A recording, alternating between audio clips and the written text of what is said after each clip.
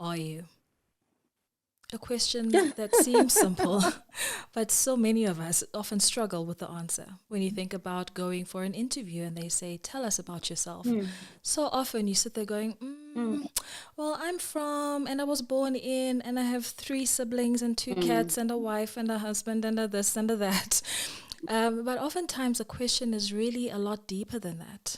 It's about, what are you about? What keeps you feeling alive? What are you passionate about? What are you here on this earth to do and to achieve?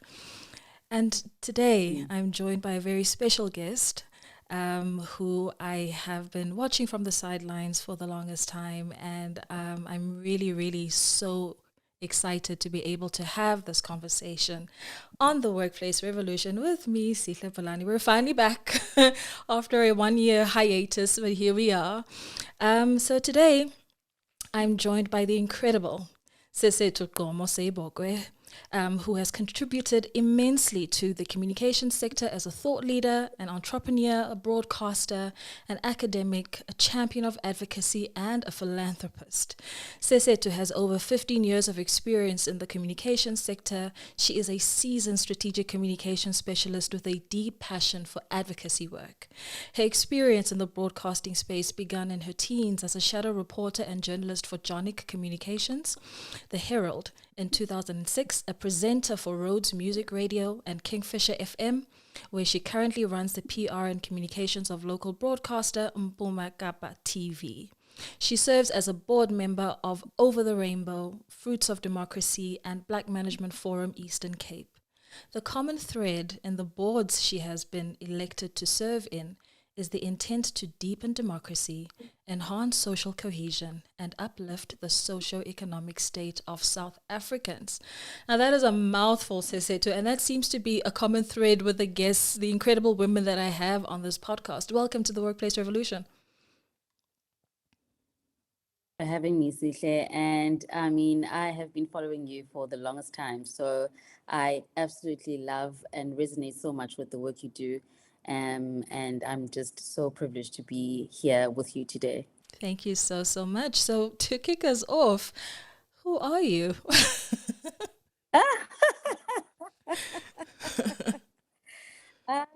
Sesethu is a young girl from the city of Khayelitsha in Uitenhage in the Eastern Cape.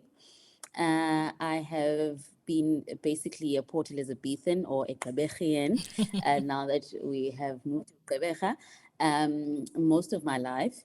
And I am just, what I would believe to be an advocate for change. What I want to see, I start with myself first. So if I want to see the change in whatever cause I am a part of, I always want to start by changing myself first.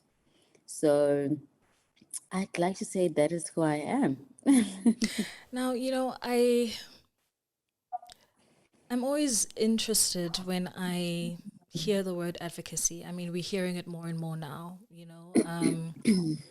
and certainly considering the state of society in South Africa and beyond our borders, when you consider the state of organizations, more and more people are beginning to identify themselves as an advocate for something. But what does advocacy mean for you?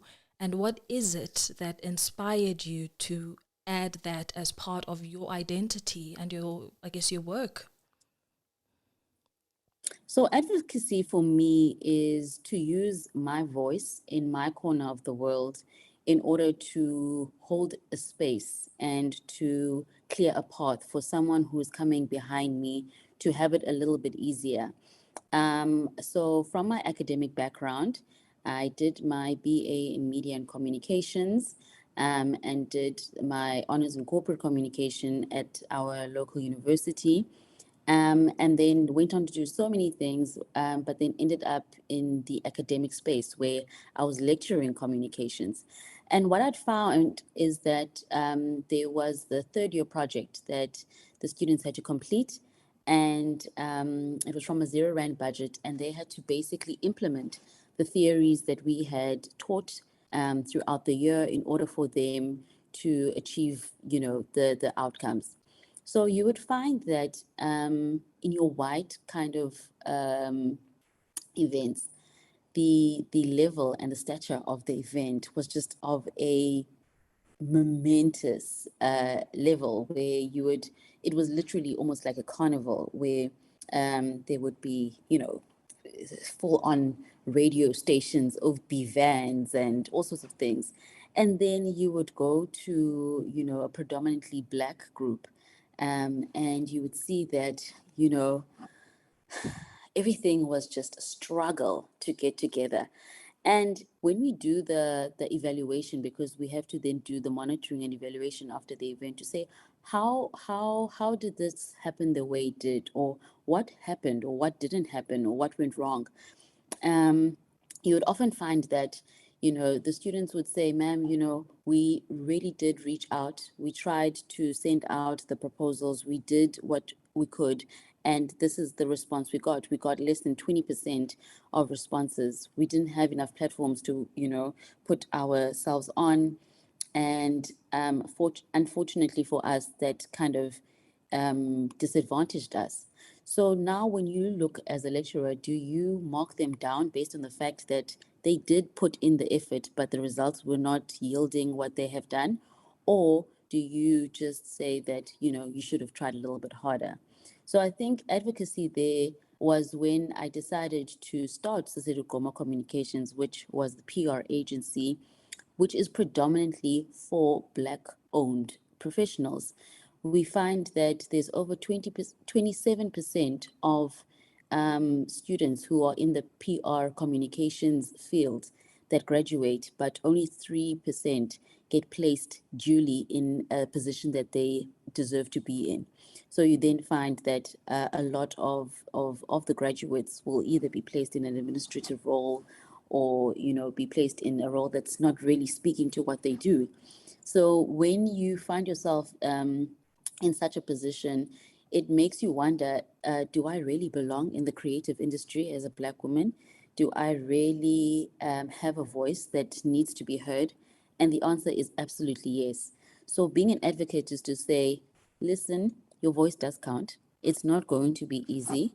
We'll try our best to make sure that your voice is heard, and that you never, ever, ever apologize for sharing who you are, to share your narrative, because your narrative might be something, or the gateway that opens up to someone else being liberated, or to someone else seeing their path as a path that is valid and that does bring about, the necessary change.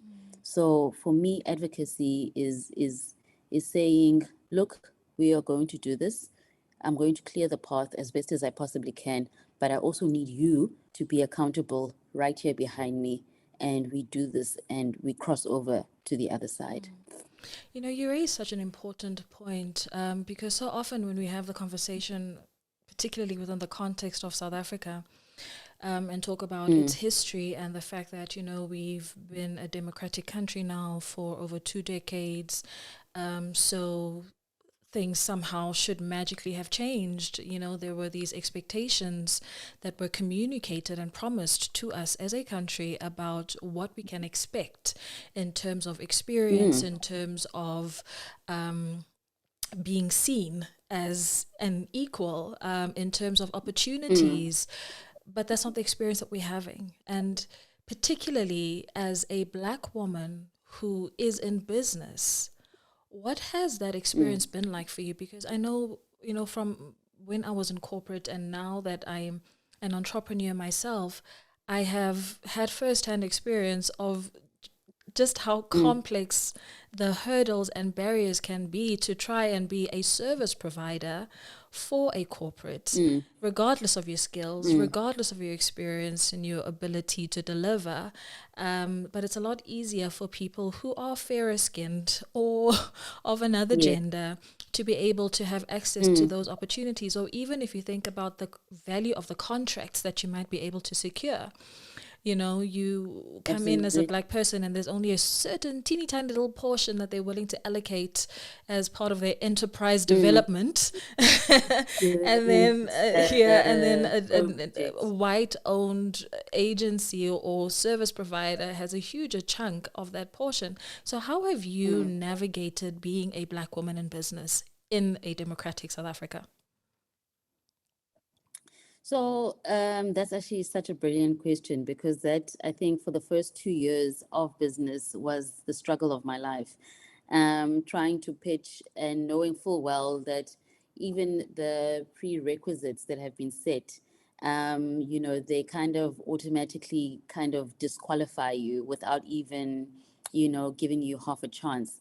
So in that space, I then saw ways of creating my own spaces, creating flagship events, creating workshops, creating, sort of things that I would then come up with a concept document, request funding from, a corporate or from your national funders, put the event together, package it so that I can build the muscle. Because if I was constantly finding myself always being on the back end or in the back burner, or part of the 3% that we all have to kind of now split amongst this little, uh, portion of the ESD program, I would never get to the level of, your boom towns or your Sachi and Sachis or whatever the case may be. Not that that is my end goal, but it's a place to kind of benchmark and say, how do they do what they do? And what is it that they do to upskill themselves and to make sure that they are capacitated to have everything that they need to run that company the way it is being run. So by waiting for those opportunities, I found that, it's going to be a tough one here. And to then collaborate with other entities and say, look, I'm a small black owned PR agency. I'd love to work with you to, see how certain things are done. And surprisingly, some agencies are open to such, by providing overflow work and, going in for a day just to see how things work. So navigating this journey, I think one of my mentors always say, yes, being a black woman in business, you work twice as hard for half the recognition. But I feel that as much as that may be the case in certain instances, it's part of the advocacy journey that you have to take, that you are opening the path, you are clearing the way, you're making it better for the next PR person who's coming behind you to say, oh, okay, we've worked with SG Communications, and there is a certain level of trust that's been established, so we can also then give Z and G Communications a chance. So it has been a very tough journey. It has thickened my skin in a way that I have never imagined. But the first thing that I just decided not to do is to take anything personally. You used to get so cut up. Well, I used to get so cut up when things didn't work out the way I had envisioned or I had hoped, and you put you all in preparing for a very big pitch, and you meet all the criteria and you just don't get it because they just don't feel that you have the capacity. So by not taking personal offense to it, but taking the L's, as the popular term is used, to say, okay, well, how do I do better next time, and where do I now channel this energy in order to kind of make my presence known and my brand to go a lot further.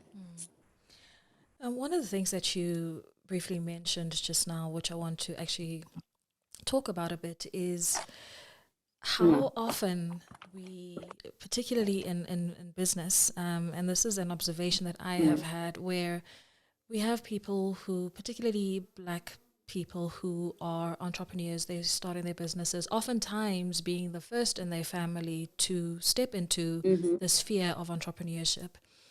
And you look at all of the personal internal pressure that they put on themselves, as well as the societal pressure that exists.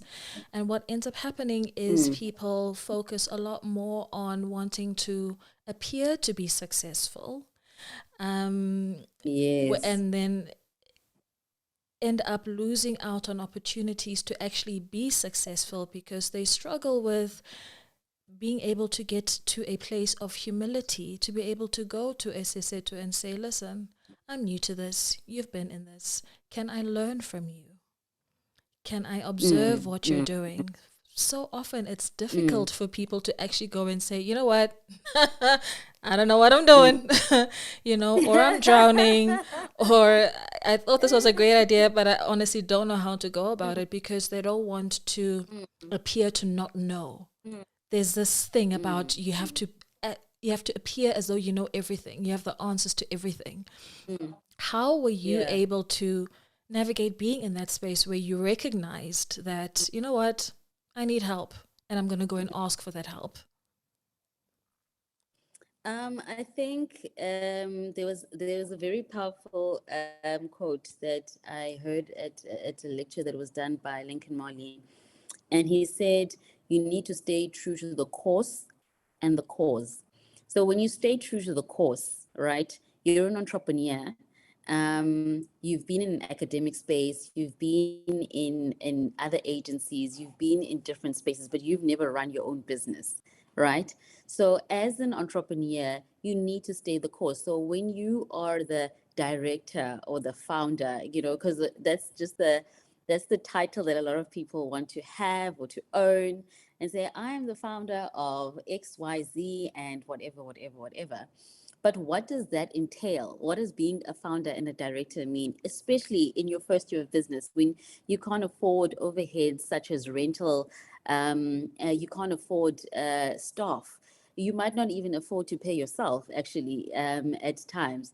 So when you stay the course, it requires an element of humility to say that I am new at this. This is what I'm skilled at. I know how to communicate. I know how to provide strategy. I'm also a good facilitator. I have an academic background.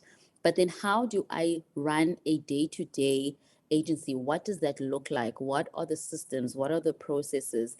And learning from other people, reading from those that have gone before us, and to ask. There's absolutely nothing wrong in asking. And it's so funny that you mentioned that there were so many PR agencies that kind of came up very close to after I had launched mine in 2016. And one of the interviewers asked me, I was doing something for a small magazine, and they asked, so how do you feel about all this competition that's now come up? And I said, I focus on doing better than I was doing yesterday. So if I look at where SGComs is, how am I going to improve SGComs for tomorrow? And how am I going to um, improve SGComs and do better than I did yesterday? It's not based on who is doing this and who's doing that, and they are now, being nominated for the Luries. That is great for them, and I'm really happy for them. But that's not my course. So when I stay the course and I stay the cause and I remember the cause, why am I doing what I'm doing? I'm doing it to rewrite the narrative for the Black female. That is my cause.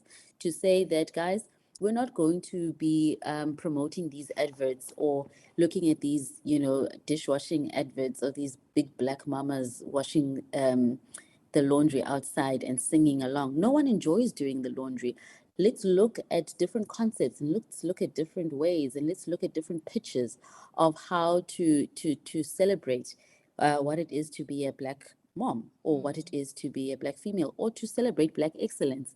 So if I remember my cause, which is my why, and I stay my course and keep asking the questions, keep saying, I need to know better and keep learning, because I mean, when I think about how technology has evolved in 2015 versus now, so much has changed. I mean, now we've been introduced to ChatGPT, which is a whole new world of technology. And if we fight it or go against it, we'll find ourselves in a very tricky situation. So for me, it's always been about learning. It's always been about growing and asking the questions and asking the how, the process, and how it's done in order for me to improve. So if I understand my course in business and my cause, which is my why, then I think those are the two most important things. Forget the titles, forget the roles, because I mean, even as a director in your first year, I was the one who was doing the admin, I was doing the finances, I was invoicing, I was quoting, I was doing all of those things, and then I still have to be the director. So if I think about it, I was more of the administrator or the, or not the fancy um assumption or appeal of being this lady with a navy blue jacket, with my arms crossed in a corporate picture. That just was not what was happening in the business at the time. So I think to just forget about the labels, forget about trying to be this particular person, and do the course, do the actual work, so that it can speak for itself. And remember your cause. Why am I doing what I'm doing? Absolutely. Now we are, kind of transitioning sort of out of a global health crisis, right? Which flipped the whole world upside down. And the world is still kind of not the right side up. But we're Yeah. also now kind of navigating that in the midst of a financial crisis and all of this strain that we're experiencing. And particularly for small businesses, it was an incredibly challenging time. I mean, if you are an entrepreneur and your business is still in existence now, that is an incredible achievement, because so many businesses had to shut down because of the pandemic. What are some of the key observations or lessons that you learned from that period, and from your ability to still sustain your business, that you believe will help carry you forward? I think the first is definitely innovation. I think what COVID taught us was that you either pivot or you die. Having been predominantly focused on doing large corporate events, when the event industry basically shut down, you had to then ask yourself, how on earth am I going to get out of this? Now, fortunately, because I had strengths in other places, or I was skilled in other things, we then decided, you know what? I remember getting a phone call from one of my clients saying, "Look, Sesethu, we need to get onto social media. Uh, what is the thing that you're doing there on LinkedIn? Or what is the thing that you're doing for your company there?" So I'm like, "Digital marketing. You just post a few things. You have a few themes. You're consistent. You share your contact details." It's like, "Yeah, I want that. Do that for me." So we packaged a little thing. We didn't think it would be a sustainable thing, but for 8 months, it's literally what kept our lights on. So we then swung into a digital marketing space. And I was saying to my team, I was like, "Guys, my capacity on technology is very limited. I mean, I'm not as young as I look. So please do what you need to do. Get onto the social media platforms. Let's see how we can optimize this opportunity and make sure that people's businesses, even though they might be closed physically, their online presence is still great." So from taking the online from I mean corporate events to the online digital marketing space, we managed to keep the business alive. We managed to pay salaries and also then look at online eventing. So we host a flagship event called Imbokodo Rise, which is on the 9th of August every year. and venues were saying capacity needs to be 50%. And we had already paid for a capacity venue that was, I think, about 250 people. Now, a certain portion of the returns was from the ticket sales. So if you are already capped at 50% of the ticket sales, then, you're going to be in a little bit of a pickle. And we then discovered live streaming. Live streaming was just a very kind of concept that will people take a liking to it? Do they understand the concept? Will it feel like they are in with here with us? And we realized that as much as there were only 100 people in the venue, the reach was over 25,000 on actual views. So that then opened our minds to saying, you know what, we don't necessarily have to limit ourselves to where we are or to what we do. Why don't we take what we do and, take it out to other places in the world? I was part of a facilitation group for the Shanduka umbrellas, and we were not only focused on PE anymore because everything was online. So now you find yourself marketing and sharing and facilitating across different parts of Polokwane and, Potchefstroom and in the corners of places you would have never even thought of ever going to. But because of, being agile and being innovative and saying, how do we, maximize what we have and, enhancing our other skill sets or even being innovative and looking at other ways of doing things that is unconventional in order for us to survive. So I think pivoting and being innovative was one of the greatest things, because it also then kind of took you back to when I started in business, when you couldn't afford graphic designers and you couldn't afford this and you couldn't afford that. There was a lot of bartering involved to say, hey, Mantromi, please MC for me for for 2 hours, and then I will create your logo and do this Yeah. for you, please. So when you kind of are able to, when you find yourself in that kind of situation, to say, let me innovate and let me work with what I've got, and maximize it and find ways of monetizing what I do or my skill sets. I think that was what kind of helped us get through. And also, more importantly, is relationships, especially in the service industry. I think it is so important, and it's so understated how important it is to have good working relationships with your suppliers, with your stakeholders, and with your staff, to say, guys, this is the situation right now. I don't want to, conceal anything. I want to be as transparent as we possibly can. With our staff, are we able to pay you less this percentage to your landlord? Listen, we are not making as much as we can. Can we work out another payment negotiation? To your suppliers, that you've established relationships with, to say, look, can we please work on a 90-day repayment process, because we don't have the cash flow at the moment. So I think the importance of relationships really also helped us cross over a lot of things, because everyone understood the situation at the time, because nothing was normal. And having developed and being, having integrity towards the people you work with, towards the people you work for, and towards the people who work for you, really showed good stead in times of real hardship. I absolutely love that. And, just wrapping up our conversation, I think one of the things for me that really stands out about you, I guess from the essence of you that I really pick up, is around your commitment, your conscious commitment to leaning into everything.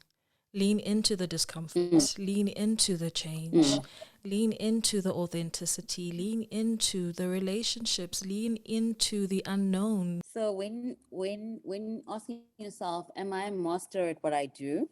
Not entirely. Am I the best? Maybe not. But if I take pride in what I do, I'll definitely be standing heads above the rest. So pride is an acronym, That is 5 letters. P stands for personal responsibility in delivering excellence. So if you are intentional about delivering to the best of your ability, then that is what you should possibly do. And to close off, sorry, I've got an incoming call there, with a quote by one of my favorite Nigerian novelist, Chinua Achebe. She says, until the lion learns how to write, the story will always glorify the hunter. If we are not intentional about creating our own narratives as Black women in South Africa, and not intentional about embracing other people's, other women's narratives in South Africa, then we will always have images portrayed of us that are not necessarily true, that are not serving us to our highest self, and that will not give us the accolades and the glory and the recognition that we deserve. So being intentional about creating your narrative is not just something a social media influencer should do. It's something we should do in our everyday workplace to say, wow, yeah, I love the work that you're doing. You're amazing at what you do. Keep doing what you're doing, and keep doing that to other women, and other women keep doing that to you. So I think that we need to also be very intentional about the narratives that we portray of ourselves, and which narratives we promote about other people. I absolutely love that. For anybody who would love to connect with you digitally, where can they find you? Yes, across all social media platforms. On Instagram, I am @SesG_GS. But if you'd like to know more about SG Communications, our agency and what we do, please go onto SG_comms. That's SG_COMMS. On LinkedIn, I'm Sesethu Gqomo Seyibokwe. We also have a social media page for the company, which is SG Comms. Facebook, Sesethu Gqomo Seyibokwe, and SG Comms on Facebook. I'm not really big on Twitter. I'm just, my heart just, it can't do it. So Yeah. I'm just a big reposter, and I heart the good stuff, and yeah, I keep it at that. So my Twitter is not really anything to write home about. But Instagram, LinkedIn, Facebook, and I also have a YouTube channel called SG Comms Corner, which is all things branding, personal branding, entrepreneurship, um, and events management, and all the good things that we do. Awesome, awesome. Sesethu, thank you so much for having this conversation with me. I know that this is going to be one that is impactful for so many women because there's so much about your story and your observations that we can resonate with. So thank you very much, and thank you for joining me for another episode of The Workplace Revolution with Sihle Balani. I will see you again next time.